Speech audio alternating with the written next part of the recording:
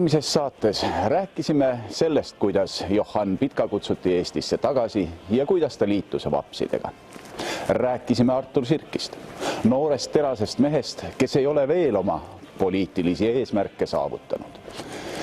Ees on ootamas aga vapsluse jõudmine massidesse. Kuidas see kõik toimub, sellest räägimegi oma tänases saates. Head vaatamist! 20. märtsil 1932. aastal kogunes siia Tallinnasse börsisaali Vabadussõjalaste Liidu 3. kongress. Kohale tuli 219 saadikut kohalikest liitudest, kellest 51 olid Tallinna Vabadussõjalaste Liidu esindajad. Kongressil valiti juhatusse Artur Sirk, Johan Pitka ja Eduard Kubo. Kongressi alustas oma kõnega Andres Larka, millele järgnes Artur Sirki kõne. Kuigi esialgu kavatseti kongressil rääkida vaid endiste kutsealustega seotud probleemidest, näiteks nende küsimused maa saamises või ametikohtade hankimises, kujunes siiski kongress poliitiliste erakondade vaenulikuks. Rahvast oli kokku kogunenud palju. Saal oli inimesi puupüsti täis. Meeleolu oli elev ja ootusärev. Sõna võtsid nii Theodor Rõuk kui ka Johan Pitka. Teemade ring ei olnud muutunud. Pilluti kriitikanooli kõikide erakondade majanduspoliitika suhtes. Võeti vastu 4. resolutsioon. See puudutas toetajaliikme staatust. Nüüd said Vabadussõjas mitte osalenud mehed tegutseda koos Vabadussõjalaste Keskliiduga. Toetajaliikme staatus võrdsustati tavaliikme staatusega, välja arvatud vaid üks punkt.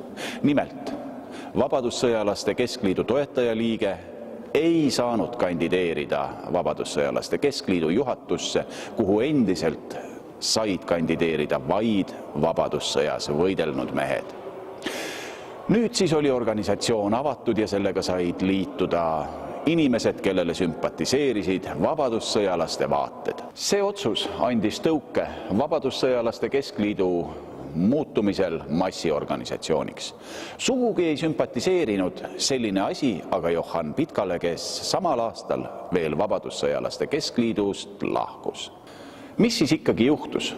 Kas Johan Pitkat tõepoolest häiris niivõrd palju Vabadussõjalaste muutumine massiorganisatsiooniks? Kui massiliikumisest rääkida, siis oli algusest peale tegemist poliitilise liikumisega, kahtlemata. Õigupoolest see poliitiline joon tuli sisse juba ikkagi ka sel ajal, kui tegemist oli alles veteranide organisatsiooniga. Aga nii nagu ikka see kipub olema, et mitte kõik inimesed ei taha poliitikat teha, kindlasti ei tahtnud ka kõik Vabadussõja veteranid poliitikat teha. Üks tuntumaid ärahüppajaid sel põhjusel oli ju eruadmiral Pitka, kes koos oma lahingvendade klubiga Vabadussõjalaste Keskliidust lausa välja astus, kuna ei soovinud poliitikasse seda kaudu vähemasti minna. Ja seetõttu ikkagi kui rääkida poliitilisest liikumisest, siis massiliikumine ja poliitiline liikumine enam-vähem sulavad kokku. Poliitikasse minek oli natukene ajaliselt varem, aga mitte palju, võib-olla aastakene. Küll aga jätkas nende ridades oma tegevust vandeadvokaat Theodor Rõuk, kelle kontor asus muuseas siinsamas Mündi 3 asuvas majas. Theodor Rõuk rõhutas ka kongressil uue põhiseaduse vajalikkust. Mis mees oli aga Artur Sirgu mentoriks peetav Theodor Rõuk? Theodor Rõugust on muidugi väga keeruline rääkida, sest erinevalt paljudest teistest silmapaistvatest poliitikategelastest, kelle kohta on küll mälestusi, küll mitmesuguseid juubeliartikleid, Rõugu kohta ju praktiliselt mingisuguseid andmeid ei ole.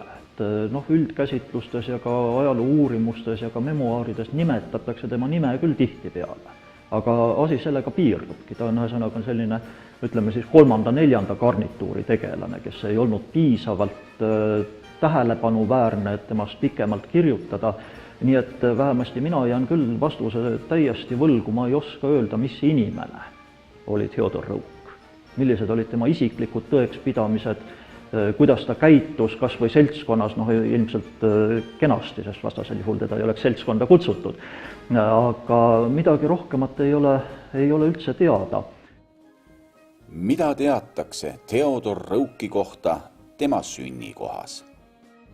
No Theodor Rõuk oli ka jälle üks Viljandimaa mees. Tegelikult vabadussõjalaste tuumikus oli päris mitmeid Viljandimaa päritoluga mehi. Ja Rõuk, kelle juured küll ulatuvad Viljandimaa põhjaossa, Kabala valda, on tegelikult sündinud ikkagi Viljandi linnas. Tema esivanemad olid sealt põhja poolt pärit, aga nad olid jõudnud ühel hetkel siis siia Viljandisse. Pere oli õigeusuline muide, teadmiseks. Aga advokaadina kaheldamatult Rõuk oli nutikas mees ja tema nägemus tollasest Eesti poliitilisest korraldusest oli ühtis, ütleme nii, siis ka vabadussõjalaste arusaamaga, et Eesti vajab riigijuhiks tugevat kätt.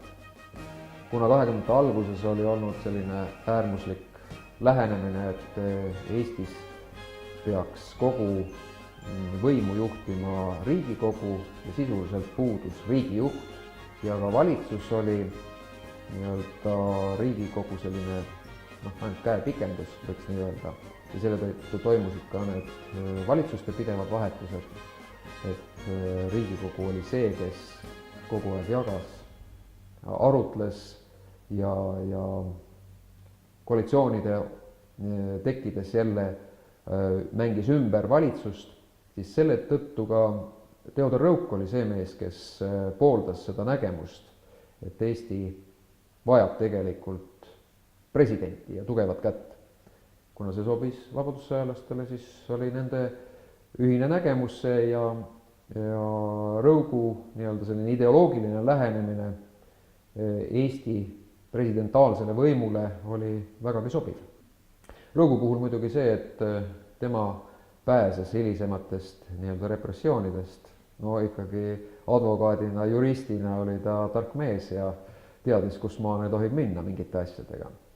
Aga nii nagu enamusel vabadussõjalaste saatus oli temalgi kurb. Tõsi, tema küll lahkus siit ilmast 40. aasta suvel, kui juba Eesti oli okupeeritud Nõukogude Liidu poolt, lahkus omal käel. Aga enamus vabadussõjalasi, eelmainitud Holland või Larka või paljud teisedki, need hukkusid või lasti maha Venemaa vangilaagrites. Rõuk advokaadina kaitses toona organiseeritud kuritegevusega seotud kohtuprotsessil piirituse vedajaid. Tal oli võimalus põgeneda laevaga, mis spetsiaalselt teda ootas, piirituse vedajate laevaga. Miks ta seda võimalust ei kasutanud? Raske on seda öelda, et mis teda ajendas, võib-olla usk või lootus, et asjad nii hulluks ei lähe. Aga selge on see, et Rõuk oli tark mees ja teadis, et ennast siduda kahtlaste asjadega, muidugi, juristina ta, advokaadina ta kaitses ja see oligi tema töö. Aga ennast siduda kahtlaste asjadega siiski seda ta ei teinud ja et ta pääses ka 30. keskpaigas igasugustest nii-öelda repressioonidest, siis see annab tunnistust, et tegemist oli tõesti nutika vennaga.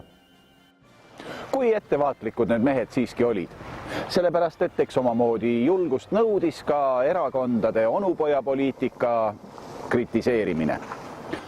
3. kongress kujunes sel määral poliitiliseks, et selle tulemusena hakati juba Riigikogus tegema lobitööd põhiseaduse muutmiseks. Oluline muutus toimuski peale 3. kongressi 32. aastal, kui oldi jõutud järeldusele, et praegu olemasolev seltskond võiks laieneda. Võeti suund ka nende inimeste liitmisele, kes ei olnud tegelikult vabadussõjast osa võtnud, kellel ei olnud isegi mingit võimalusi ja ka mingit õigustust taotleda maad või mingi erisusi. 1932. aasta kevade ja suve jooksul kasvas vabadussõjalaste liikmeskond ja populaarsus ühiskonnas. 27. novembril 1932 toimus siinsamas börsisaalis vabadussõjalaste 4. kongress, mida juhatas Vabadussõjalaste Keskliidu esimees Andres Larka. Kui kodukord puudutas vaid Vabadussõjalaste Keskliidu toetajaliikme ja tavaliikme staatust, siis uue põhikirjaga muudeti organisatsioon juba tsentraalselt juhitud tõsiseks ja arvestatavaks organisatsiooniks. Pärast 4.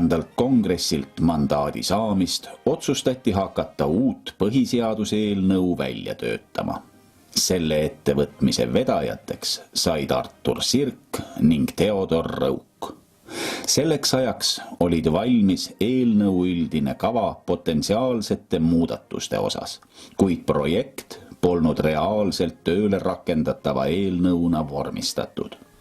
Mismoodi see neil meestel välja kukkus, kellest üks oli ju nooruke algaja advokaat ja teine küll juba vannutatud advokaat, ent siiski mitte kogenud poliitik.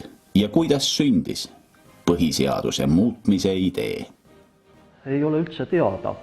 Poliitikuna ei olnud ju Theodor Rõuk ennast absoluutselt eksponeerinud. Tõsi, 24. aastal oli ta lühiajaliselt Friedrich Karl Akeli valitsuses siseministriks, aga see oli üsna juhuslik, sest Akelil oli tarvis oma valitsuskabinet kokku saada, tegemist oli ju, eks ole, vähemusvalitsusega, et koalitsioon oli õige pisikene ja vastavalt siis ka see ministrite valiku pink lühikene. Nii et Rõuk kutsuti ju siseministri kohale tegelikult mittepoliitilise tegelasena. Ja mingisugust muud poliitilist aktiivsust tema puhul pole ka märgitud. Ei kuulunud ta parteide juhtkondadesse, ei kandideerinud ta parlamenti. Vabadussõjalaste hulgas ei etendanud ta ju ka esmajärgulist rolli ja tegelikult ongi Theodor Rõugu põhiline seos nii poliitikaga kui vabadussõjalaste liikumisega see, et just tema oli too mees, kes käis välja avalikult kongressil mõtte põhiseaduse muutmisest. Ja kui uskuda nüüd Rein Marandit, siis ei olnud see üldsegi mitte Rõugu enda idee, vaid ta sai selle idee oma healt tuttavalt, kui mitte sõbralt, Konstantin Pätsilt.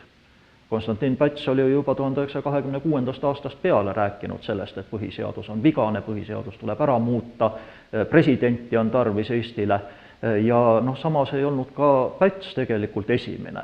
Et Johan Pitka oli põhiseaduse muutmise vajalikkuse võtnud oma rahvuslik vabameelse partei programmi juba enne 23. aasta valimisi. Et tegelikult ongi väga raske öelda, kelle patent see nii-öelda on, et kes siis hakkas esimesena nõudma põhiseaduse muutmist. Ma arvan kogunisti, et see põhiseaduse muutmise vajadus ja ennekõike just presidendi ametikoha loomise vajadus oli tegelikult nii-öelda embrüonaalselt õhus juba sellest ajast, kui 20. aasta põhiseadus vastu võeti. Tegelikult ju 20. aasta põhiseaduse esimestes variantides oli presidendi ametikoht täiesti sees. Enamik Asutava Kogu erakondi toetasid presidendi ametikohta ja sotsialistid lihtsalt kasutasid oma arvulist ülekaalu ja hääletasid selle koha maha. Kindlasti ei olnud Asutava Kogu paljud liikmed sellega rahul, aga kuna põhiseadust oli vaja, siis võeti ta vastu ja sellest erilist tüliküsimust ei tekitatud, aga samas oli see kindlasti üheks ajendiks, mis võimaldas vabadussõjalastel hiljem selle presidendi kampaania nii suureks üles puhuda, see varasem rahulolematus. Mida Rõuk konkreetselt tahtis saada, selle ta ütles vabadussõjalaste kongressil välja oma kõnes. Esiteks presidenti, kes saaks oma volitused otseselt rahvalt, oleks rahva poolt valitav, kes omaks vetoõigust parlamendis vastu võetud seaduste suhtes, kes omaks dekreediõigust, saaks panna seadusi maksma parlamendist mööda minnes ja mis põhiline, kellel oleks õigus saata parlament vajaduse korral enne tähtaegselt laiali, kuulutada välja uued valimised. Ühesõnaga laialdase võimuga president, mis kindlasti tähendanuks ka seda, et tulevikus ei oleks olnud Eesti valitsuse ametisse määrajaks enam Riigikogu, vaid oleks olnud president. Ja teine suurem nõudmine, mille vabadussõjalased Rõugu ettepanekul vastu võtsid, olid ju see, et Riigikogu tähtsust tuleb vähendada. Üks asi on see Riigikogu liikmete arvu vähendamine, mis on paljuski ainult numbriline näitaja 100 pealt 50 peale, aga just nimelt vähendada Riigikogu võimutäiust, see oli üks põhiline argument, miks 20. aasta põhiseaduse kohta halvasti öeldi. Öeldi, et Riigikogu olevat kehtestanud oma diktatuuri valitsuste üle ja ei laskvat üldse valitsustel tegutseda nii, nagu see oleks vajalik. Nii et need kaks nõudmist, president pluss Riigikogu tähtsuse vähendamine, need olid kõige olulisemad. Aga täpselt neid samu asju oli nõudnud ka Päts. Augustikuus 4. Riigikogu rahvahääletuse läbikukkumise järel tuli Konstantin Päts välja oma põhiseaduse projektiga. Selles olid visandatud ideed põhiseaduse muutmiseks, mis hilisemas vaikiva ajastu aegses põhiseaduses ellu viidi. Kokku kutsutava ajutise rahvaesinduse vanemate kogus olnuks esindatud ka Vabadusristi kavalerid. Vabadusristi kavalere kaasata üritades püüdis Päts leida toetust vabadussõjalaste seas. 18. augustil, mil see projekt Eesti Vabadussõjalaste Keskliidule esitati, vastati sellele eitavalt. Samamoodi lükkas projekti tagasi Riigikogu, saamata toetust mitte üheltki Riigikogusse valitud parteilt. Eesti Vabadussõjalaste Keskliidus käivitus energiline omaalgatuslik põhiseaduse eelnõu koostamine. Ma ütleksin, et Theodor Rõugu suurim tähtsus oli võib-olla hoopis selles, et ta oli nii-öelda vahelüliks ühelt poolt Konstantin Pätsi vahel ja teiselt poolt vabadussõjalaste ja sealhulgas ka Artur Sirgu vahel. Ta tõi selle Pätsi idee vabadussõjalasteni ja sealt läks juba asi teiste meeste kätte. Et ega Theodor Rõuk, loomulikult ta käis ka mitmesugustel rahvakoosolekutel ja propageeris seda põhiseaduse muutmist, aga tema ei olnud kindlasti kõige olulisem kõikidest nendest kõnemistest. Samal aastal toimuma pidanud Riigikogu valimistest jäid vabadussõjalased veel kõrvale. Seega, erakonnaks nad veel ei saanud. Sooviti jääda poliitiliseks survegrupiks, mis mõjutab poliitilist elu Eesti riigis. Erakonnaks kujunemine ootas vabadussõjalasi veel ees. Täpselt nii, nagu ka vabadussõjalaste suur laienemine ja nende ideede jõudmine massidesse. Vabadussõjalaste Keskliidu 3. kongress 32. aasta märtsis võttis tõepoolest vastu otsuse laiendada toetajaliikme staatust ja toetajaliikmete õigusi. Põhimõtteliselt oli toetajaliikme staatus juba varem olemas, aga toetajaliikmetel ei olnud seniajani mingisuguseid õigusi. Nad võisidki anda näiteks rahalist kaasabi vabadussõjalastele nende organisatsioonide ülalpidamisel, ürituste korraldamisel, aga see oli ka kõik. Nüüdsest taheti siis hakata kaasa tõmbama märksa laiemaid hulki. Keda sinna just taheti või loodeti niimoodi kaasata, on tegelikult vastamata küsimus. Ühelt poolt kindlasti jõukamaid kihte ärimehi, kellelt oligi võimalik saada raha liikumise edasi arendamiseks. Mida aga eriti rõhutati, oli noorte kaasatõmbamine, sest vabadussõjalaste üheks põhikirjapäraseks eesmärgiks veel sellest ajast, kui tegemist oli puhtalt ainult veteranide organisatsiooniga, oli ju ka selle niinimetatud vabadussõja vaimu edasi kandmine, edasi arendamine, edasi andmine noorele kasvavale põlvkonnale, ühesõnaga isamaaline kasvatustöö. Ja on ju selge, et 30. aastate alguses polnud see probleem küll veel akuutselt päevakorral, siiski igasugune veteranide organisatsioon ükskord sureb loomulikku surma, siis kui lahkub viimane sõjaveteran. Nii et organisatsiooni edasikestmise huvides oli sinna kindlasti tarvis uut värsket verd ja just nimelt noort pealekasvu juurde tõmmata. Kas siin oli mingisugune suurem poliitiline lahkheli ka olemas, on jällegi teine küsimus, sest ikka on ju aeg-ajalt viidatud sellele, et Eesti Vabariigi poliitilises elus jäigi ju põlvkondade vahetus toimumata. Need samad mehed, kes Eesti Vabariigi lõid, Päts, Laidoner, olid ju kuni Eesti Vabariigi hääbumiseni ikka selle sama riigitüüri juures.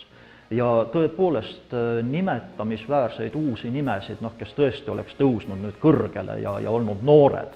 Et ka Eenpalu oli ju heal juhul, ütleme, poliitikute keskmise põlvkonna esindaja, kindlasti mitte noorte esindaja. Et selline põlvkondade vahetus jäigi ju toimumata ja väga võimalik, et vabadussõjalastel see noorte kaasatõmbamine ei teeninud mitte organisatsiooni enda eesmärke ainult, mitte seda vabadussõja vaimu edasikandmise eesmärki, vaid ka lootuses tulevikus need noored suunata riigi juhtimisele, teostada see seni toimumata põlvkondade vahetus, vanad poliitikud nii-öelda aplaagrisse saata.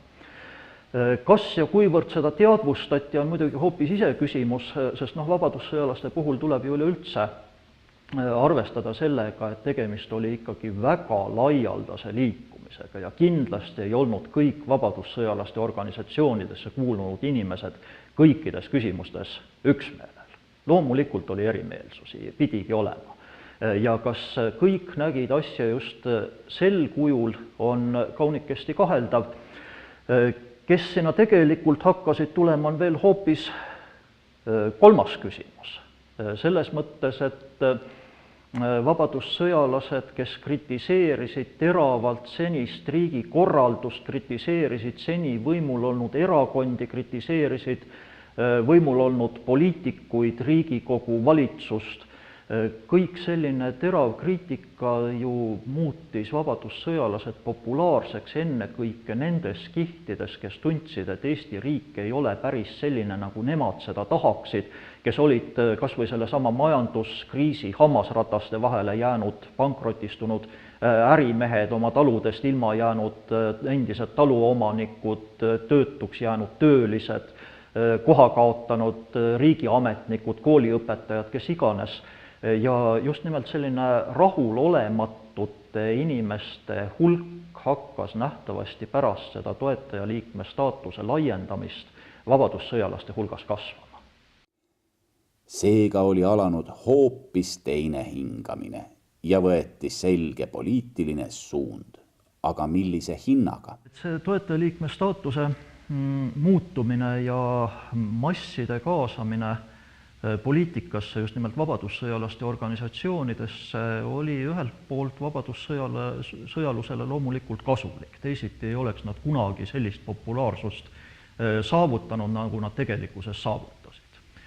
Teisest küljest tõi see kaasa aga muidugi sellise selge perspektiivi hajumise. Sest ikka ja jälle on ju viidatud ka sellele, et vabadussõjalastel ei olnudki mingisugust tegevusprogrammi, nii nagu ühel poliitilisel organisatsioonil peaks ju põhimõtteliselt olema. Tegelikult ju vabadussõjalaste eesmärgid on üles loetavad ühe käe näppude peal. Põhiseaduse muutmine, presidendi ametikoha loomine, võitlus majanduskriisiga, kusjuures ega neil ei olnud mingisuguseid häid retsepte, kuidas sellest kriisist välja tulla. Võitlus erakondade vastu, erakondliku korruptsiooni vastu, nagu nemad seda nimetasid, ja ongi kõik. Mingisugust terviklikku programmi ei olnud, raske on isegi öelda või paigutada neid kuskil erakondlikul skaalal, olid nad parempoolsed, olid nad tsentristid, vasakpoolsed nad ilmselt ei olnud, sest nad arendasid võitlust sotsialistlike parteide vastu, aga see on ka ainus näitaja. Samas, kui arvestada, et vabadussõjalaste liikumisega ühinesid ka mitmed või paljud töötuks jäänud vabrikutöölisi, aga tavaliselt traditsiooniliselt peetakse just nimelt sotsialistide või ütleme kogunisti kommunistide toetajateks, siis ei ole välistatud, et vabadussõjalaste hulgas oli tegelikult ka inimesi, kelle maailmavaade kiskus hoopistükkis vasakule, sugugi mitte paremale. Massid olid kaasatud, vaim oli valmis. Millised tormilised sündmused ootasid vapse ees. Sellest räägime juba oma järgmises saates, kus käsitleme vapside põhiseaduse eelnõu teemat ning sellega seoses kasvanud poliitilist vastasseisu. Eesti